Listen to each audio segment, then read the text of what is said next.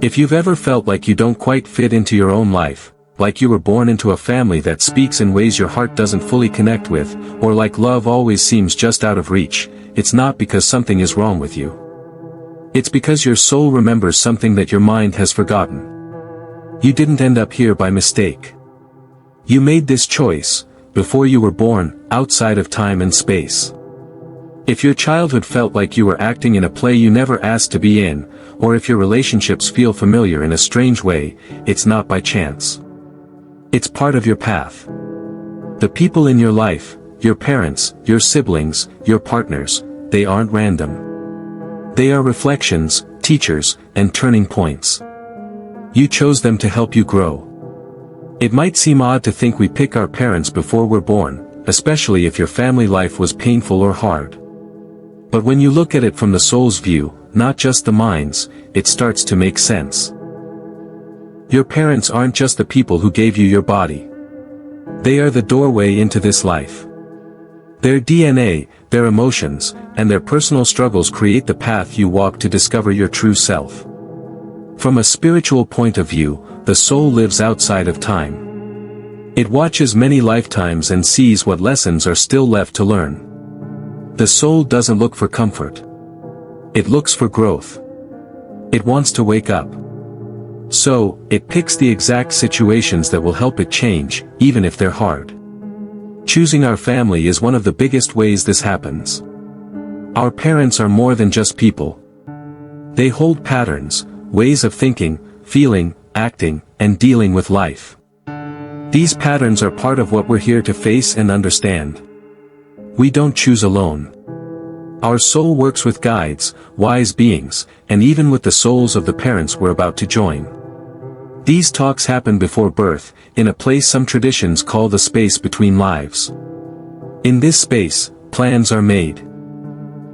Roles are agreed upon. A mix of love and challenge is put together. Even if the plan includes pain or loss, it's never meant as punishment. It's all part of a bigger design to help us wake up. Even on a human level, we take in more than our parents' genes. A child picks up the emotional state of the mother, especially before birth. New research shows that the stress, fear, or trauma a mother feels can shape the baby's nervous system even in the womb. Old spiritual teachings have known this truth for a long time, and now modern science is starting to confirm it through something called epigenetics. This is the study of how our environment and emotions can affect how our genes work. That means we don't just inherit what happened to our parents, we also inherit how they reacted to their experiences. The soul knows this. It sees that this emotional energy, even though we can't see it, is a big part of its purpose here. For example, if a soul wants to learn how to be strong through hard times, it might pick parents who are distant or cold. This forces it to build strength from the inside. If the soul needs to heal a feeling of being powerless from another life, it might choose a father who is harsh or controlling. These situations aren't chosen out of pain or self-harm, they're chosen from a deep place of wisdom. The soul isn't foolish. It knows the personality in this life will struggle, but it doesn't see growth as being about ease. It sees growth in love, in awareness, and in how much light you carry. Sometimes, we even choose parents or family members we've known in other lives. These are often relationships that need to be healed or completed. A mother in this life may have been a child to you in another life. A brother now might have been a past life friend, enemy, or even partner. These changes are not random. They are part of a bigger plan led by a higher wisdom. The people we are born with are not chosen by luck, they are part of stories we've lived before, coming back again so we can write a better ending this time. If your parents caused you deep pain, this idea might feel hard to accept at first. But choosing your parents doesn't mean choosing to be hurt. It means choosing a life where those kinds of challenges could happen, not because the soul wants to suffer, but because it wants to grow past the pain. Sometimes, a soul is born into a very tough family so it can stop a long cycle of hurt, like abuse, addiction, or silence. When that soul breaks the pattern, it frees not just itself, but many others in the family line, past and future. Healing doesn't just belong to one person. It spreads through time. When we hear the word soulmate, we often think of romantic partners. But some of our deepest soul bonds are with our siblings. Whether they're our best friends, distant strangers, or people we've always had conflict with, they are not in our lives by accident. We travel with many of the same souls through different lives. Together, we create chances for healing, learning, and remembering who we really are. The soul doesn't walk through life alone. We come into the world with a group of familiar souls. In one life, a person might be your brother. In another, your mother or your enemy. These groups move together through time, helping each other grow by sharing lessons and playing different roles. We choose these people not just because we love them, but because we need them. Our growth depends on the lessons, support, and challenges they give us. Siblings, especially, bring a special kind of energy. Unlike parents who guide and set rules, siblings are often equals, sharing the journey side by side. Siblings are like mirrors. They grow up in the same home, face many of the same situations, but often respond in completely different ways. This isn't random, it's part of the plan. When a soul chooses a sibling, it's choosing someone who will reflect something important back to them. That reflection may come through a close bond or through tension, but either way, it shows parts of ourselves we haven't healed yet. Spiritually, siblings often show different sides of the same life lesson. For example, if they grow up in a family where emotions are not talked about, one might become very emotional and loud, while the other might shut down and avoid feelings. They are both dealing with the same issue, just in opposite ways. Through their relationship, whether it's loving or difficult, they push each other to grow. The soul doesn't see sibling conflict as a problem. It sees it as a way to become stronger, kinder, and more aware. Sometimes, souls agree to be siblings in order to fix or balance something from a past life. A soul that once hurt another may come back as a younger sibling this time, small, innocent, and needing care. This change creates a chance for healing, forgiveness, and making things right. It's not a punishment. It's a chance to learn and love in a deeper way. Some siblings are born as best friends. They have a strong connection, almost like they've known each other forever. They might feel close even without saying much, and they may seem to understand each other without needing words. This kind of bond usually comes from many lifetimes spent together. These siblings do more than just offer comfort, they help each other stay on track, especially in tough lifetimes. They remind each other of who they truly are. But not all sibling relationships are close. Some feel distant, cold, or even full of conflict. That's not an accident either. Sometimes the lesson is about learning to let go, set limits, or accept that a relationship may never be what you hoped. These siblings can show us where we need to grow on our own. Some may challenge us in ways that force us to become stronger, more independent, or more forgiving. These lessons are often quiet and unseen by others, but they can change us deeply. There are also times when a sibling is lost early, through miscarriage, death, or growing apart.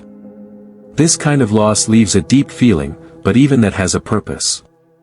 The soul of the sibling may have come into the world for a short time to trigger a spiritual shift in the family or complete something small but important. Sometimes, that soul may come back later, as another child, or even as a close person outside the family. The bond doesn't end just because they're gone physically. And not all soul siblings are born into the same family. Sometimes the people we feel closest to, who feel like true brothers or sisters, aren't related to us by blood at all. Sometimes, our soul siblings aren't born into our families. They can show up as friends, co-workers, or even people we clash with. But the connection feels real. These kinds of siblings share a similar energy and often show up during big changes in our lives. Just like family, they help us see parts of ourselves we've forgotten. They might bring out hidden talents or push us to face our fears. When we meet them, there's often a feeling of knowing them already, like continuing a conversation that started long ago. Even our place in the family, whether we're the oldest, middle, or youngest, is a choice made by the soul. The oldest might want to learn about being responsible or dealing with control.